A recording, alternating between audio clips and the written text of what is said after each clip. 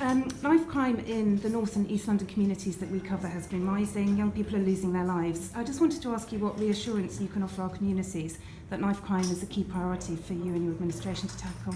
Well, the bad news is knife crime and violent crime has been rising across the country since 2014.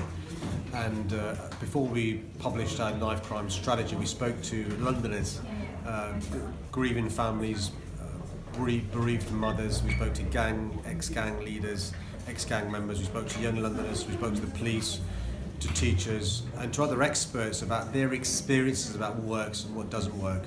And that led to the publication of the knife crime plan. Part of that knife crime plan is talking to young people to make sure young people realise that if they decide to carry a knife, they're not going to be more safe, they'll be less safe.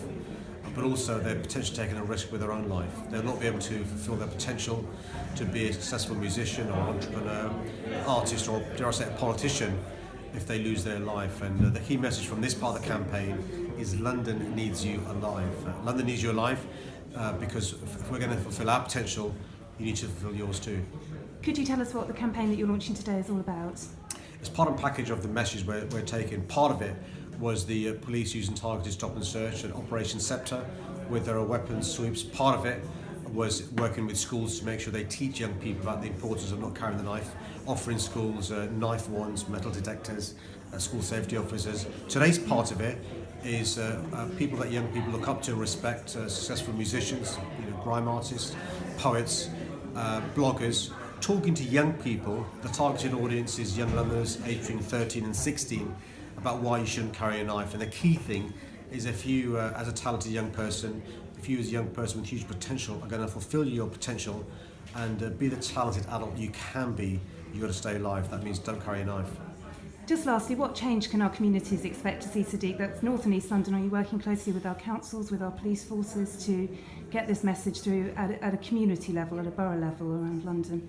We're not going to address the issue of knife crime and solve it with one part of the measures. All of us have a role to play. That means the police, that means schools, that means youth leaders, that means civic leaders, that means councils, that means the media as well, to make sure we get the message across that carrying a knife is a failure. Every time you choose to carry a knife, that's a failure.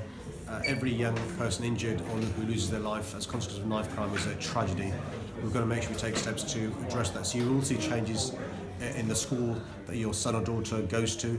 I'm hoping that that school takes up the offer of a knife wand. I'm hoping that school takes up the offer of a school safety officer. You will see a change in relation to targeted operations by the police to have weapon sweeps, but also targeted stop and search. Police officers now wear body-worn videos, so you can be reassured that when you're stopped and searched, a record will be kept in relation to that. You'll see tougher sentences from judges and magistrates across London. We've got to make sure we use every tool in the toolkit to keep Londoners safe.